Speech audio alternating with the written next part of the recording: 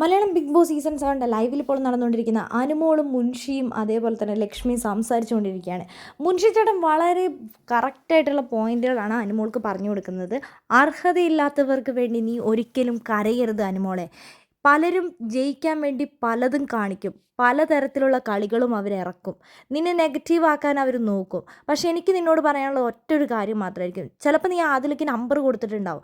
അവൾ ഇവിടുന്ന് പുറത്തിറങ്ങിയിട്ടുണ്ടാവും. പക്ഷേ അവൾ ആരെയും കോൺടാക്റ്റ് ചെയ്തിട്ടുണ്ടാവില്ല. അതാദ്യം നീ മനസ്സിലാക്ക്. നീ അവരുടെ മുമ്പിൽ പോയി സംസാരിക്കാൻ നിൽക്കണ്ട. കാരണം അവരുടെ ശബ്ദത്തിനൊപ്പം നിൻ്റെ ശബ്ദം എത്തില്ല.